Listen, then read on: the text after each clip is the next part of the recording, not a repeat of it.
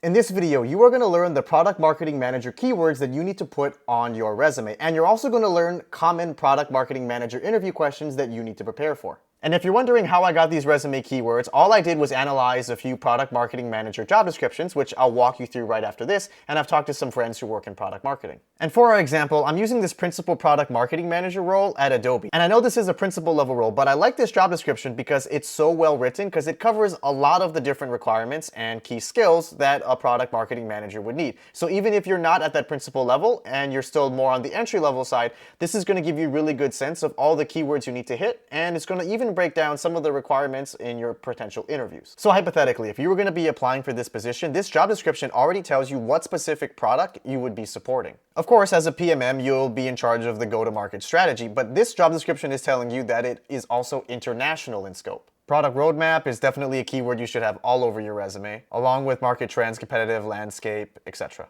This whole section here is just littered with keywords that you should be utilizing. And I do want to point out that all these bullets here at the bottom are purely soft skills, which are not words that you need to include on your resume. However, this is a huge hint about what the culture is like at this company and how you're going to want to craft some of your behavioral answers to highlight some of these key values. Okay, so that's how to optimize your resume to apply for these product marketing manager roles and get more interviews. But when you get those interviews, what are the questions that you're going to be getting? So you can take a screenshot here of all these questions that I've drafted up based on multiple job descriptions that I've read. Now, I do want to point out for all of these questions, whenever you're practicing answering them, you're going to want to practice them both in the behavioral format, where you're talking about a time where you've done it using the STAR method, but you're also going to want to make sure that you're practicing how to answer these questions in the hypothetical version.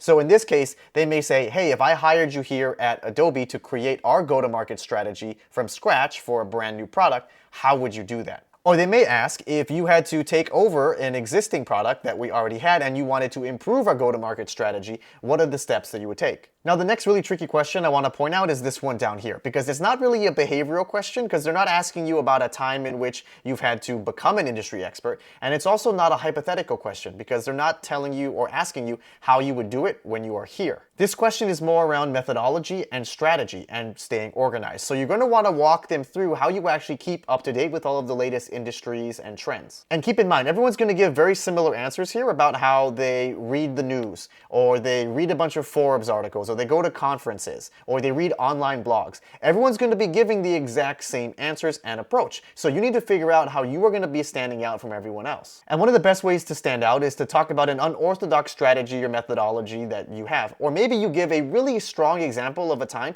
where you actually had to get up to speed very quickly and how that helped you arrive at a product marketing decision or define some type of product roadmap. Oh, and you're also going to want to make sure that you have your data analysis skills up to date. So make sure you know what are the key KPIs and metrics, as well as where are the different data sources that you would need to pull from in order to inform your decisions. All right, so now you know all of the resume keywords that you need to put if you want to get a product marketing manager role, and the interview questions that you need to study up and prepare for.